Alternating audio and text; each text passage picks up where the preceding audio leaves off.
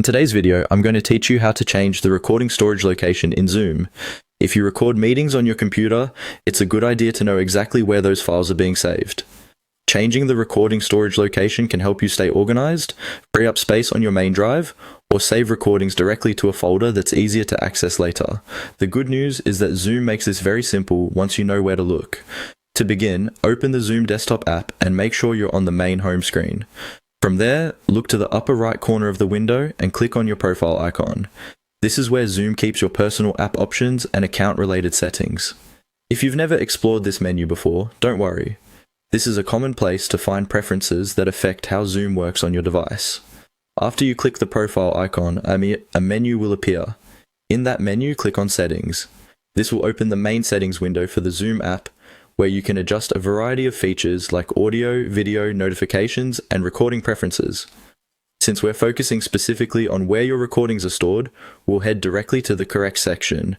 Inside the settings window, click on Recording. This section controls how Zoom handles local recordings saved to your computer. Once you're there, you should see the current location where your recordings are being stored. This is useful if you ever need to check whether Zoom is saving files to your Documents folder, desktop, or another location you may have chosen in the past.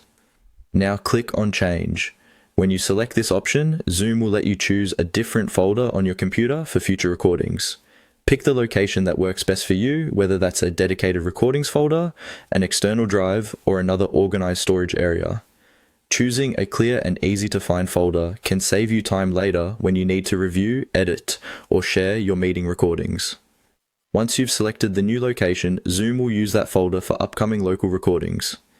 Keep in mind that this changes where future recordings are saved, but it won't automatically move recordings you've already created. If needed, you can organize older files separately afterward, and that's all it takes to change the recording storage location in Zoom. It's a quick setting, but it can make a big difference in keeping your files organized and easy to manage.